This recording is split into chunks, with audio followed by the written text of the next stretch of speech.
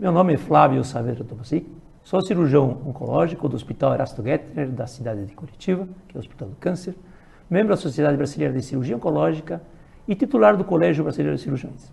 E o assunto hoje é preparo metabólico imunológico em cirurgia oncológica. Durante a nossa apresentação, abordaremos vários aspectos do preparo do paciente para a cirurgia oncológica e tentaremos fazer uma aplicação prática desses assuntos que abordaremos. Ao final, faremos então um debate de alguns casos clínicos para que, na prática, podamos verificar como se prepara um paciente oncológico previamente a um procedimento de grande porte. Qual que é o nosso objetivo? É orientar todos vocês no manejo desses pacientes críticos, pacientes que serão submetidos a uma cirurgia de grande porte e que muitas vezes têm outros tratamentos adjuvantes atrelados nessa cirurgia. Portanto, teremos como objetivos melhorar as condições em que entregaremos esses pacientes ao ato operatório, evitar complicações, aliviar os sintomas, sucesso do tratamento, mas não somente o tratamento cirúrgico, e sim o tratamento oncológico como um todo. Hospitalização curta, com o menor custo possível, e um retorno o mais breve possível às suas atividades habituais. Na cirurgia moderna, atualmente, há uma necessidade de que a gente tenha muito conhecimento sobre diagnóstico, sobre os cuidados de pré-habilitação, pré-operatórios, transoperatórios, uma avaliação clínica completa, um conhecimento fisiopatológico da doença, e especificamente aqui das neoplasias, as condutas intraoperatórias, é óbvio, porque esse paciente vai ser submetido a uma cirurgia, atenção muito intensiva em cima do pós-operatório, mas o mais importante que eu coloquei aqui no final é que tenhamos uma abordagem transdisciplinar. E o que isso significa? Nós precisamos que as diferentes pessoas que compõem a nossa equipe de atendimento, as diferentes especialidades, transcendam a sua singularidade. Não fiquem apenas na sua especialidade.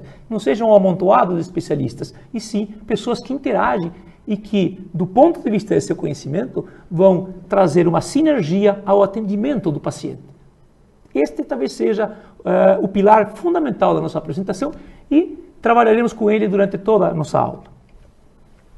Aqui nós temos o trajeto de um paciente oncológico qualquer. E eu quero mostrar aos senhores e às senhoras que durante a abordagem do paciente oncológico, por exemplo, no seu início, nós precisamos fazer um diagnóstico, um adequado estadiamento desse tumor para saber qual que é a nossa decisão a ser tomada.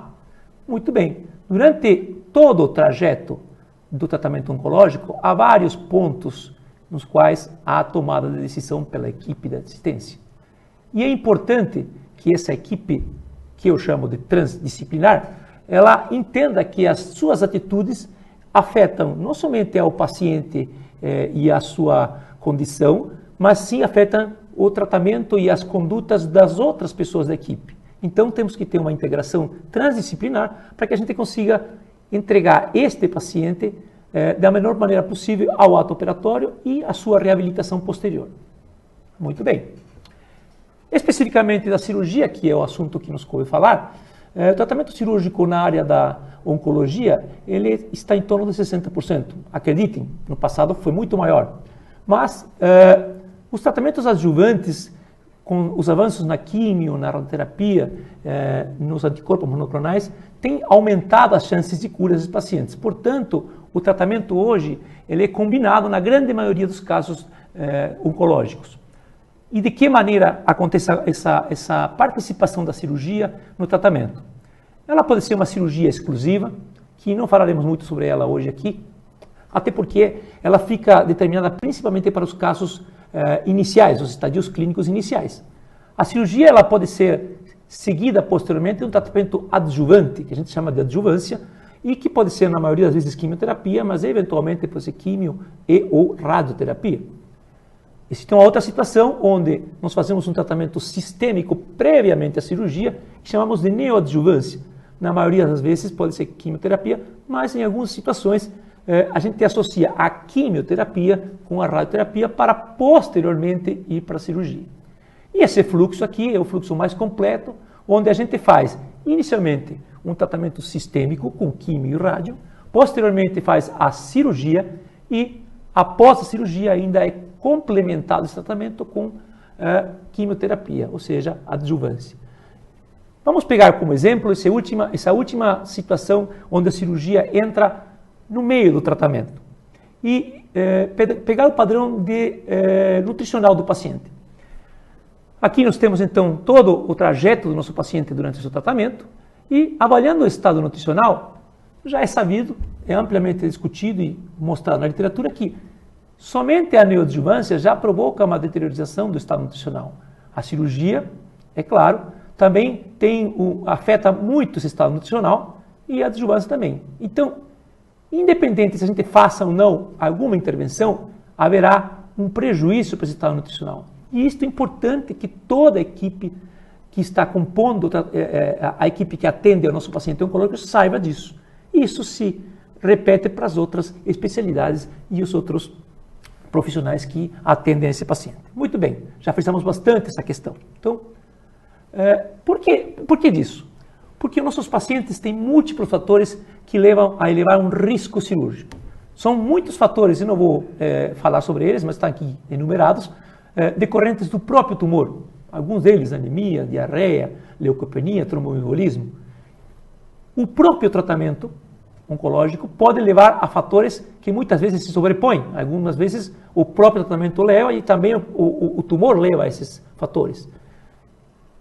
E ainda temos a comorbidade, principalmente nos pacientes mais idosos. E lembrar que mais de 70% dos pacientes oncológicos são idosos. Então, nós temos então que tudo isso contribui para que tenhamos um risco cirúrgico que é como se fosse uma bomba relógio e o motivo pelo qual estamos aqui, para tentar desativar essa bomba relógio. O risco cirúrgico tem que ser minimizado e toda a equipe tem que trabalhar em função disso. Estamos aqui para isso. E aí surgem duas perguntas. Se essas cirurgias oncológicas são cirurgias grandes, são um problema sem solução.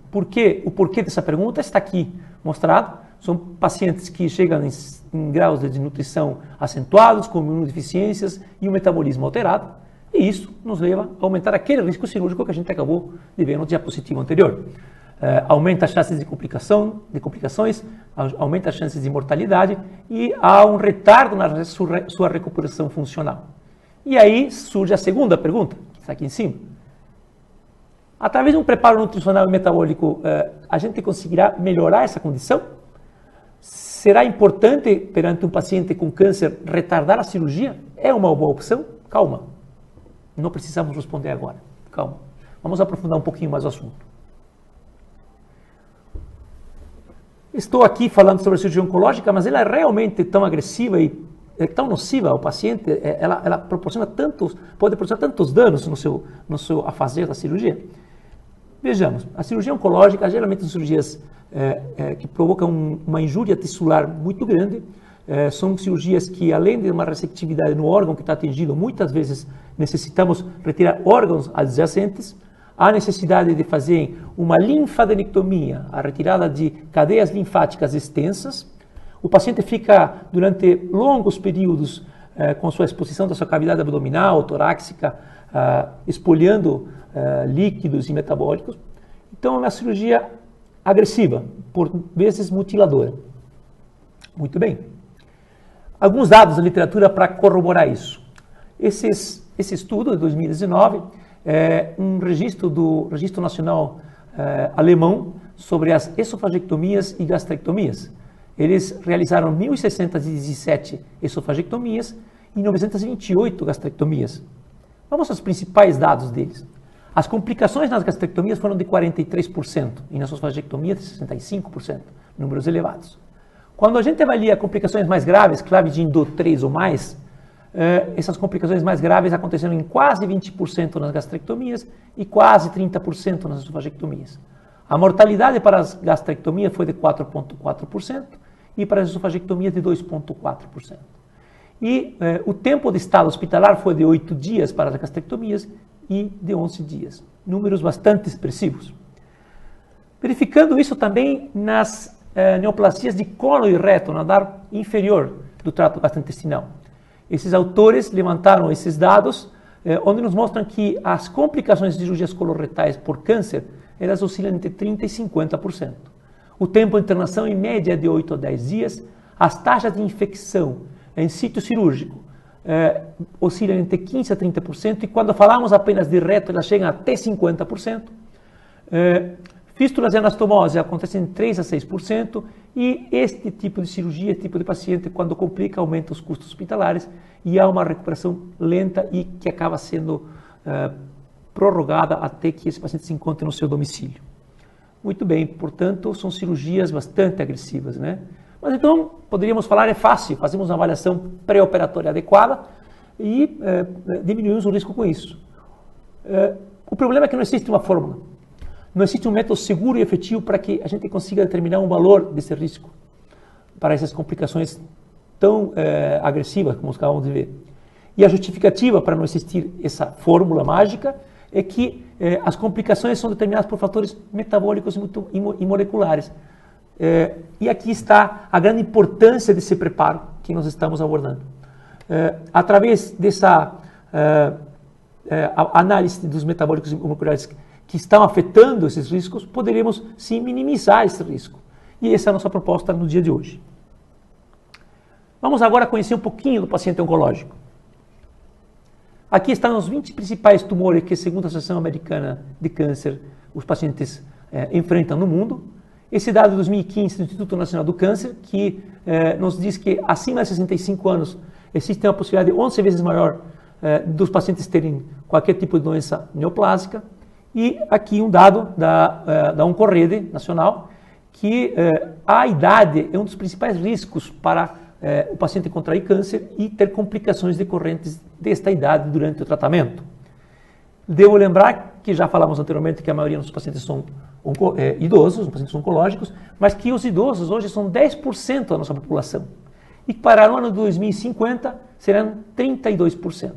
O paciente idoso ele tem consigo uma série de doenças próprias da idade, inclusive o câncer, e atrelados a essas doenças a sarcopenia por a questão de perda de função e aumento da sua dependência física.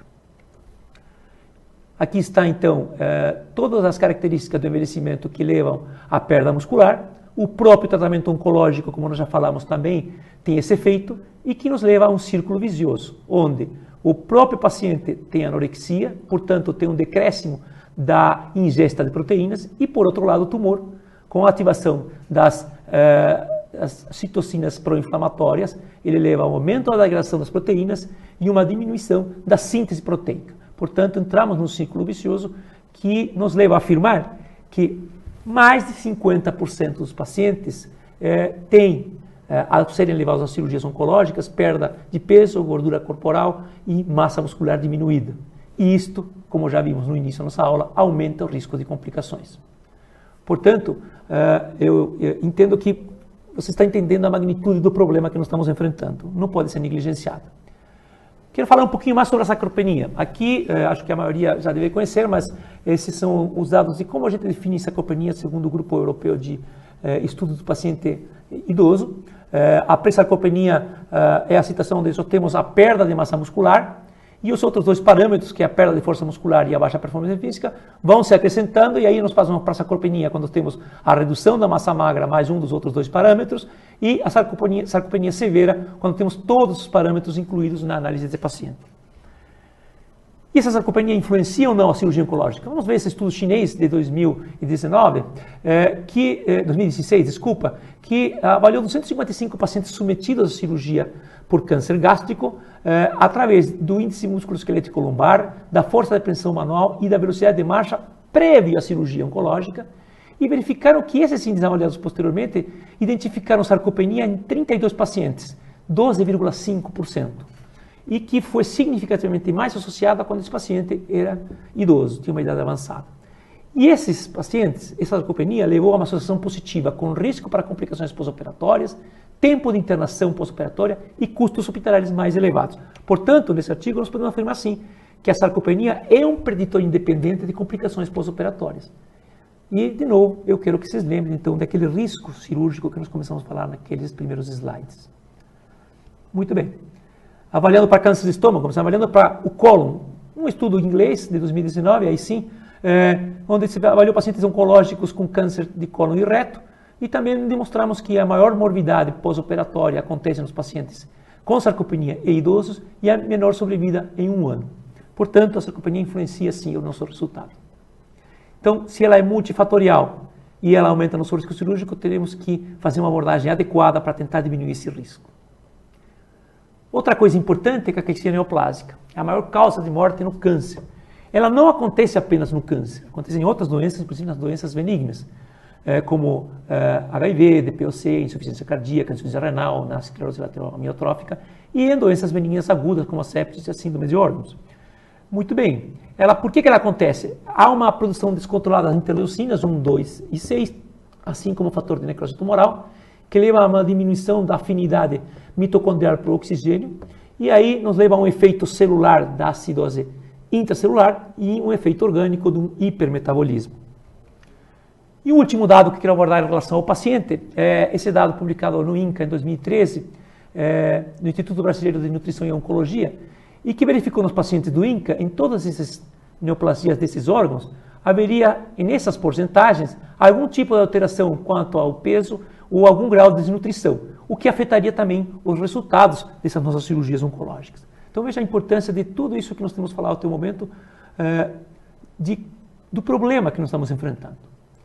E como fazer uma abordagem adequada desse problema, de maneira que nos ajude a diminuir esse risco. Lembrar sempre desta balança. Uma pessoa saudável é uma pessoa em equilíbrio. Uma pessoa que tem um problema oncológico leva todos esses desequilíbrios que a gente acabou de mostrar até agora, e ele ainda será submetido a um procedimento agressivo como é a cirurgia. Portanto, essa balança ficará muito mais desequilibrada. Então, sempre lembrem que quando a gente for trabalhar e manejar esses pacientes, pensar no equilíbrio. Aqui temos um gráfico de como se processa a resposta orgânica ao trauma, e isso a qualquer tipo de trauma. Nós temos uma injúria celular e que, dependendo do grau da injúria, pode até nos levar a uma morte precoce, mas, de maneira geral, vários são os mecanismos que agem para aqui está o ponto de equilíbrio, para que, após a injúria, aumentemos nosso metabolismo e tentemos logo, através de uma resposta, voltar ao ponto de equilíbrio. Muito bem, lembre desse gráfico que ele explica a maioria das situações. Numa resposta primária bem-sucedida, nós temos a ação de atividade simpática adrenal, atividade imunitária, sistema imunológico, alteração cardiovascular e muscular, através do gasto de energia, processamos toda essa injúria e nós tentamos trazer o paciente ao ponto de equilíbrio. E quando há uma adaptação inadequada, como falamos no slide anterior, quando nós temos um estímulo exagerado, ele pode encaminhar uma morte precoce, mas se esse estímulo for persistente, ele pode levar a uma situação crônica. Ou se nós temos pacientes com uma reserva funcional baixa, também pode levar a uma situação crônica. Nessas adaptações inadequadas, há um alto risco e, portanto, a principal função é manter a vida. O nosso paciente modifica seu quadro clínico e ele diminui o consumo de oxigênio, ele tem hipotermia, aumenta a proteólise muscular, diminui o fluxo sanguíneo tecidual, entra no metabolismo acidótico e ele tem uma única necessidade: sobreviver. Portanto, dessa situação, temos as seguintes saídas. Ou ele sai e entra num período longo de convalescência, aí que é que nós temos que ajudar a sair nesse momento. Ele pode piorar e morrer, ou se ele mantiver aquilo lá, se cronifica a situação e lentamente ele vai consumindo os seus recursos, até que também vai evoluir para uma situação bastante próxima da morte. Então, é uma situação que nós temos que intervir para tentar ajudar esse paciente. E esse gráfico explica essa situação. Como solucionar o problema? Como dar uma melhor chance? Como colocar esse paciente numa situação na qual ele não chegue porque ele tem as reservas funcionais adequadas? A resposta é através de um adequado preparo do paciente. E ele se inicia numa abordagem adequada e integral de toda a nossa equipe. E ela começa prévio ao tratamento cirúrgico, começa lá no início. Do ponto de vista nutricional, que são as duas que não foi colocada, na nutricional e imunológica, vamos avaliar elas, mas tem outros aspectos.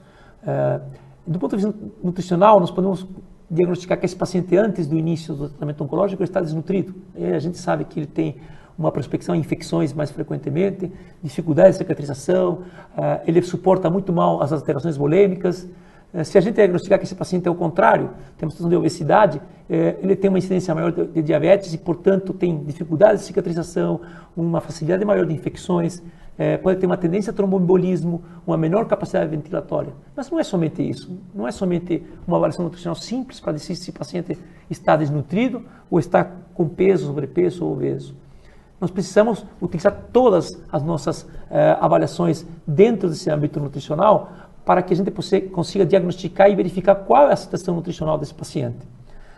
Força da pressão pulmonar, avaliação antropométrica, performance física do paciente, bioimpedância, e utilizar todos os recursos. A gente utiliza a tomografia para fazer o estadiamento desses pacientes, mas também a gente pode utilizar a tomografia para fazer uma análise específica se esse paciente está sarcopênico, está desnutrido ou não, através da avaliação da gordura abdominal, do volume muscular na coluna vertebral, se esse músculo está infiltrado ou não por gordura, quanto que nós temos de tecido celular subcutâneo. Então temos que aproveitar ao máximo essa avaliação para que a gente consiga fazer um diagnóstico prévio e minimizar dessa maneira os riscos. Por outro lado, os pacientes imunodeprimidos, e o paciente oncológico é um imunodeprimido, mas não é a única razão para ele estar imunodeprimido.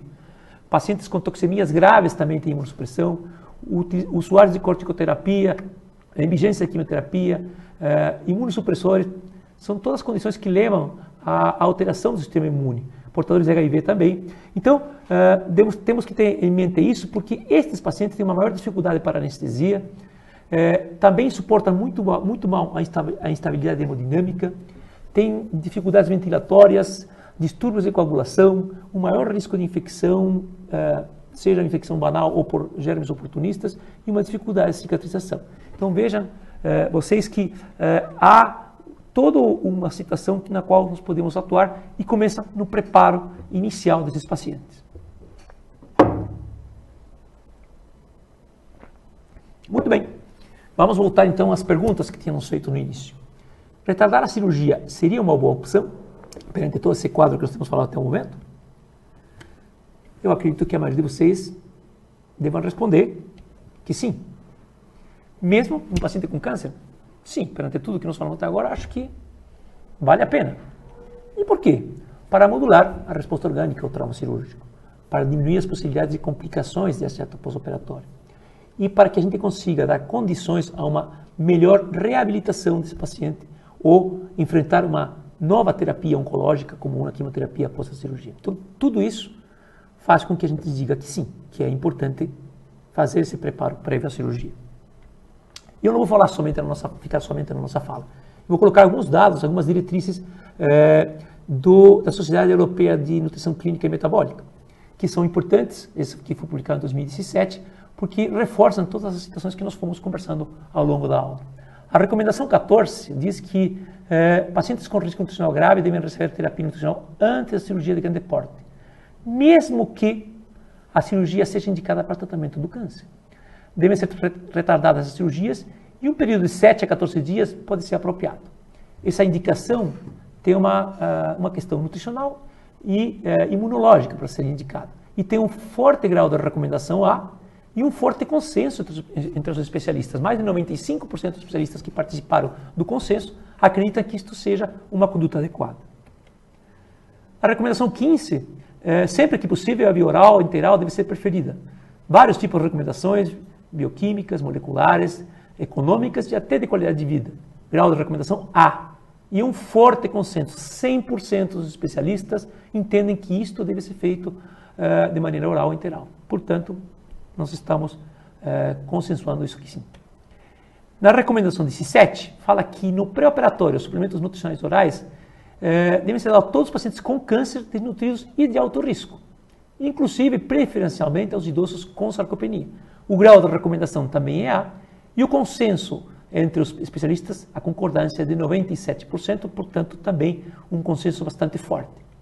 A recomendação 18, que fala sobre suplementação nutricional oral e dos moduladores imunológicos, em torno de 5 a 7 dias no pré-operatório. Aqui o grau de recomendação não é tão forte, mas é considerado uma boa prática e tem um acordo majoritário de 64% dos especialistas.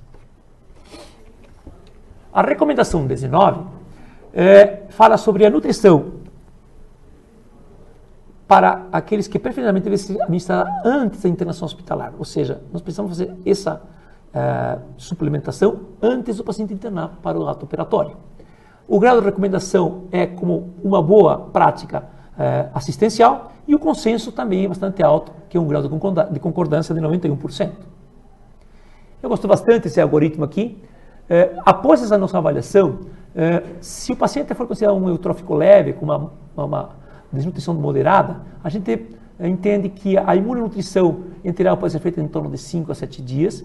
E no caso que nosso paciente seja um desnutrido grave, aí assim as opções aumentam, podemos fazer uma nutrição integral ou parenteral de 7 a 14 dias e uma imunonutrição integral de 5 a 7 dias. No prévio à cirurgia, carboidratos orais 2 horas antes da cirurgia, e aí sim entram os diferentes protocolos de avaliação, como eu acerto, nutrição precoce no pós-operatório de 24 horas após, e imunonutrição integral e parenteral também no pós-operatório. Acho que isso aqui é um algoritmo que a gente pode entender como bem aceitável para a abordagem dos nossos pacientes. E aqui eu quero mostrar alguns dados da literatura reforçando essa situação. Esse é um estudo espanhol, onde se coloca imunonutrientes em pacientes com neoplasia coloretal, na tentativa de diminuir as taxas de complicação pós-operatórias, as complicações infecciosas e a consequente redução do tempo de internação e na melhoria dos seus custos hospitalares. Um estudo prospectivo randomizado que incluiu 84 pacientes e 2 grupos. O grupo que sim recebeu a suplementação com esse produto aqui, eles que colocaram esse produto no seu artigo, e o grupo que não recebeu nenhum tipo de suplementação. Os dados que eles encontraram que o tempo total de internação e os custos hospitalares foram maiores no grupo que não foi suplementado. O tempo de internação, mas os custos hospitalares dobravam quando os pacientes tinham complicações infecciosas e com uma diferença estatisticamente significativa. Já no grupo não suplementado, ele sofreu um número maior de complicações infecciosas e os piores resultados do ponto de vista do tratamento do câncer, especificamente quando o tumor era retal. Aqui temos uma meta-análise comparando sempre a imunonutrição oral pré-operatória com a suplementação oral estándar ou com a dieta normal sem suplementação. Esse estudo demonstrou que em todas as avaliações, principalmente quando a gente avalia a questão de complicações infecciosas, o grupo que foi suplementado teve melhores resultados significativos em relação ao grupo que não foi suplementado.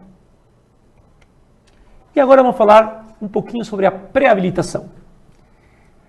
Como fazer um programa de pré-habilitação, como combinar com a terapia nutricional imunomoduladora.